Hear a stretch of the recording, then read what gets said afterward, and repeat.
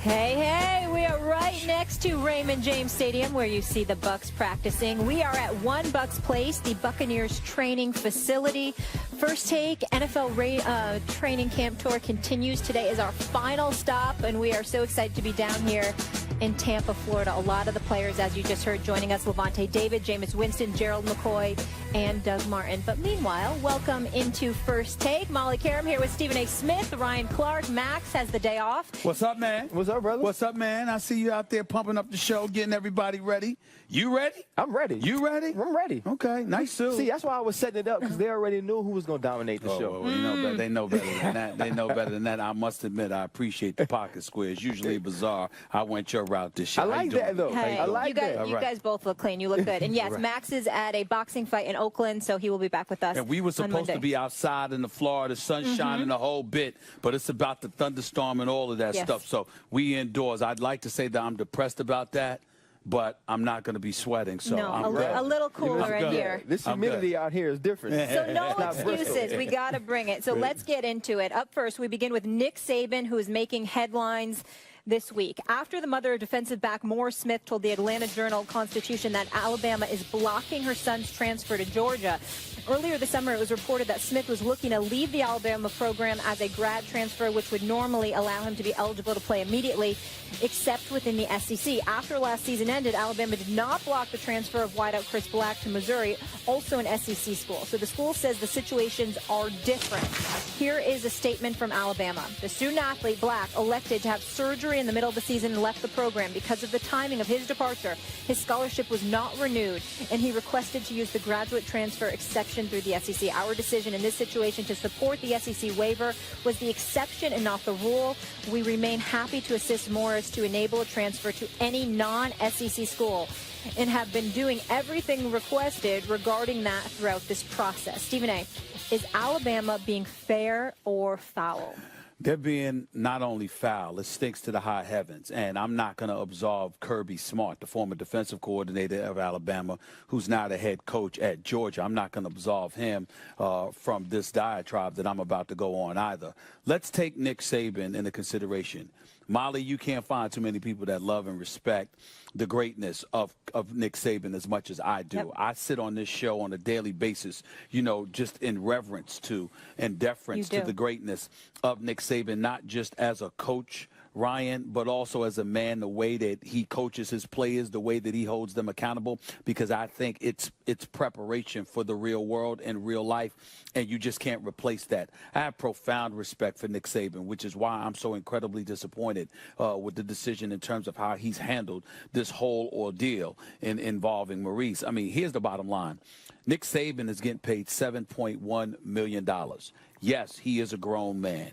Yes, he's got his education, et cetera, et cetera. From my understanding, so did this kid. He's graduated. I mean, he doesn't need to be there any longer. He still has a year of eligibility. He wants to move on. And then you want to restrict him from doing so. Why? Because of this bogus SEC bylaw 14.5.5.1, if I remember correctly, where you're prohibited from going to another SEC school. Here's where Kirby Smart comes into the equation. Well, if the player is prohibited from going to another SEC school, how come Kirby Smart, who was a defensive coordinator under Nick Saban at Alabama for the last 8 years, how come he wasn't prohibited from going to get the job at the University of Georgia? I hear a lot of people talking about the players. I don't hear them talking about the coaches. I don't hear them talking about the ability to move. You're talking about a competitive advantage. Excuse me, who's going to have potentially more of a detrimental impact if they go to a competitor? Is it going to be Maurice Smith, or is it going to be Kirby Smart against Nick Saban's Alabama Crimson Tide? You had no problem letting him go there, by the way, to collect $3.75 million a year over the next 6 years. And so from that level, it's obviously flagrantly hypocritical when you take into account the fact that you're looking at an NCAA that sits up there and wants to say athletes are athletes. It's a recreational activity. They're just like any other student. But then you want to treat them like an asset. You know, like Skip Bayless, our great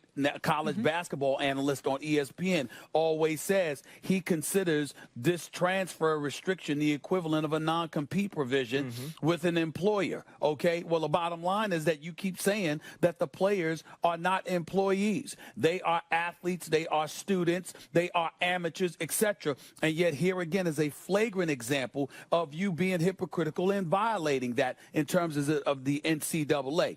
Nick Saban has made an exception with Chris Black. He should make an exception here. He should handle this with the decency it deserves. He's Alabama, for crying out loud. They've won 4 of the last 7 national titles. Losing this gentleman or allowing him to transfer somewhere else is not going to be a devastating blow to your franchise. And I don't think everybody's talking to Nick Saban. They keep talking about the rule. They're not talking about a core decency involved in all of this. You're Nick Saban. You're better than this. And you should do better than this when it pertains to this particular athlete, particularly when you consider the fact that Kirby Smart was allowed to leave the program to go and be the head coach at Georgia, and I think he's going to be far more detrimental to impeding the success or the progress of Nick Saban and Alabama playing within the SEC than one particular player. And then the last point that I'd like to make before I get to you, Ryan, is getting to Kirby Smart. Again, he's going to make $3.75 million. Think about this. We're talking about the SEC here, talking about a player. Their TV deal alone is $347 million. They get additional $17 million for the NCAA tournament. They get an additional $112 million for bowl games. All totaled, their TV deal, just the SEC conference, their TV deal, although it's not just football, it's all sports, their TV deal is $476 million. That's $90 million more than any other conference. And you're going to give us this transfer restriction? And then you got Kirby Smart at Georgia with this kid, A.J. Turbin. Okay, you don't want him, or you don't want him to go to the SEC. Can't go to Miami. But then you're going to sit up there and say, well, you could go to other schools in Florida, but not Miami, not Florida State. I mean, are you kidding me? You got a lot of nerves, a lot of gall. There is something that needs to be done. We all need to step up and speak out against the SEC conference, speak out against Nick Saban and Kirby Smart on this issue. I'm in no way denigrating the greatness as a coach and as a man of Nick Saban. I'm only talking about this one particular issue as it pertains to transfer restrictions. The SEC, Kirby Smart, and more so at this moment, Nick Saban need to be called on the carpet because this is flagrantly wrong. See, so here's the thing. For me, I agree with you. The SEC, this is a rule, and wherever it's buried in the papers or buried in the rules and regulations of the SEC, I think it should be scrapped. I think if a kid finishes school, gets his degree, he should be able to go wherever he wants to. Nick Saban isn't wrong. Kirby Smart isn't wrong in the sense of this one kid or in the sense of Kirby Smart going to get his money. I totally agree with you on A.J. Turbin about him not being able to go to Miami, which is where his former coach, Mark Richt, went. Georgia Tech, he can't go there because it's an opponent of Georgia, a rival of Georgia, him making that decision. But as far as the SEC, unless the SEC changes their rules, unless the NCAA changes their rules, Nick Saban is in full within his rights as far as a coach, as far as a member or an employee of Alabama, the University of Alabama, to keep this kid from transferring anywhere he wants to. And if you look at the Chris Black situation, what we didn't speak of, Chris Black was smart. When he decided to put his papers in and he decided to leave, it was the week they were playing LSU. And you remember, I was on that show this week, and we were talking about Leonard Fournette maybe going up there and winning the Heisman Trophy that week. Can Derrick Henry get in the race? LSU was coming in undefeated and number 2. Alabama coming off of Ole Miss. They just didn't file the papers to deny. You have 7 days to do it, and Alabama just didn't do it. And that's why he was allowed to go to Missouri. The thing that Nick Saban's fighting here, he's not fighting Maurice going to this school. What he's fighting is the next guy that wants to leave LSU that may be detrimental, Alabama, that may be detrimental to what they're trying to do, what they're trying to accomplish. The next guy who wants to leave, who they don't want to play. If you start making exceptions for this guy, because maybe you look at him and say, you know what, if Maurice Smith goes to Georgia, is he going to scare me? is it going to be a problem to play him? Obviously, he doesn't feel like it will be because he has Mika Fitzpatrick. He has Cyrus Jones, who was there last year. Now, we got to start talking to these kids who go to these schools and get fooled that, oh, I'm going to play early. Oh, I'm going to be a star there. I'm a 5-star, 4-star player. This is what Nick Saban told me. This is what Kirby Smart told me. And start educating them on, listen, you're going there to get your degree, but if you're talking about playing, the next Maurice Smith that comes out, that's a 4-star kid, they're going to get him too. And if you don't show early enough, you may not play because they're going to keep bringing them in and keep having people at your position. And the rule says that if you leave, you can't go to an SEC school. So though I don't agree with everything Nick Saban does, and I played for him, I had to go to his office my junior year. I'm walking off the field, taking my pads off, and somebody stops me and says, Ryan, don't let him get to you. You have a chance to play in the league. So I know how hard it is to deal with him. And you're right, he makes men. But if the rules and regulations say he can keep this kid from going to school, he is not wrong.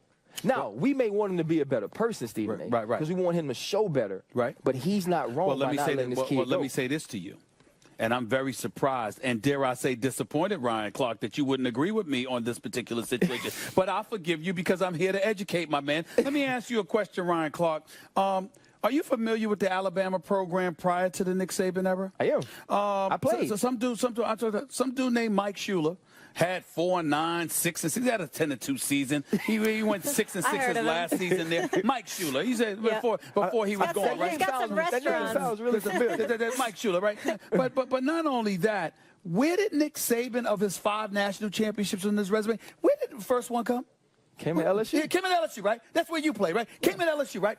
I'm sorry to refresh my memory because I might be a bit foggy here. Because far be it for me to assume that I know any football compared to the likes of you and others. But isn't the LSU Tigers in the same conference as Alabama? Yes. So in other words, it's okay for the coach to ultimately, even though he didn't go from LSU to Alabama, it's okay for a coach in the SEC, like Kirby Smart, to go from one program to the other within the conference. But it's not okay for the players because, by God, we want to make sure that we protect a competitive advantage. I'm saying to you, Ryan, I understand that he's not breaking any rules here. I understand that in terms of the letter of the law, particularly with SEC bylaws, that Nick Saban is totally inoculated from all of that. He is protected. I get that. But there is a difference between being within your right and being righteous. And the Nick Saban that I know not only is known for being righteous, but self-righteous on many occasions because he does not hesitate to preach about what's right and wrong and the things that we should be doing and the things that we shouldn't be doing. This man is a football coach. He's a 5-time national champion. He's won 4 of the last national championships at Alabama. And this is the same guy that will take time out of his busy schedule because he's loaded with a busy schedule and will take the time out to chew out the media on any different day because of what he believes. But here you are conducting yourself, hiding behind the SEC bylaw in order to do something you must know is unrighteous. Because I got news for you. Nick Chubb or somebody could elect to transfer from Georgia to Alabama. They'll be stopped. Who's more valuable, Nick Chubb or Kirby Smart, if Kirby Smart can coach? Who's more valuable, Derrick Henry when he was at Alabama or Nick Saban? It's Nick Saban. An elite coach could, in all likelihood, do more damage to the opposition than one in particular player. But they let them go. They let them go, not only get and leave a program to one another, but get paid lovely for it. You're talking about 2 different things, though, and you're asking Nick Saban to be righteous. You said it right. He's self-righteous. He does what Nick Saban thinks is right. He doesn't do what he thinks is right and black and white for us to understand. But that's exactly where I'm going. Not what he does. I'm saying he should believe that this is right. He should believe that black, just like you let him transfer, he should believe that this is the right thing to do for Maurice Smith. That is what I am saying. Right, but he's not going to believe that because he looks in the future. The reason he wins is because it's not about today. It's about what he sees coming in the future. And if you let these kids leave, now, if the SEC changes the rule, we would would have a different conversation. I would have a different conversation. Right. I have a child that I want to get this opportunity one day. Okay. And I'm going to educate him before he goes. When you make this decision, make it knowing what the consequences can be down the road. Because I'm not expecting Nick Saban to be righteous. But check this out, I'm not Ryan. expecting him to not leave Miami in the night and go be the coach at Alabama. Because I've seen him do stuff like that. But you see him do it. I've seen him leave LSU after saying he wasn't. There you go. So why am I going to expect him to be righteous today? Wait a minute. Because you're a kid and you don't know better. Because that kid that was 14, 15, 16 years old, looking at him as not the grown man that Ryan Clark is. So he's not going to see the forest from the trees and recognize what I don't want to call it duplicitous. I don't want to call it corrupt. I don't want to say the wrong word here. But they're kids for a reason. That's why when you walk into a house, you say, I'm walking into that parent's home. I'm making sure I talk to those parents because I want them to know that their son is going to be in good hands with me. I'm saying you can't expect a kid to see the forest from the trees the way we do as adults. So if you are Nick Saban or any other coach out there, I do expect you to be righteous, not just self-righteous. I do expect you to sit there and go like this. You know what? I don't want this guy to leave. It would be, something detrimental to us. But you know what? I'm a coach here for a reason. I'm getting paid $7.1 million. Well, I'm Kirby Smart. I'm getting paid $3.75 million. I'll figure out a way to make it work despite losing those players rather than holding them up. Told Max Kellerman something yesterday. He said, if you making your decisions on the kids, you're going to have a long life. Right. If you're expecting college coaches to be self-righteous, your life going to be just as long. I'm saying that there are certain guys that can afford to. If anybody in this nation in college football can afford to let a guy go and overcome that exodus, it is Nick Saban. He can pull it off. And because he can pull it off, and because of his greatness, and because of the cachet, and he's not worried about job security, the fact that he's sitting there and holding this guy out is reprehensible, and Kirby Smart ain't too damn better. First take hot out of the gate from Tampa, our Super Bowl champ over here bringing it too. When we come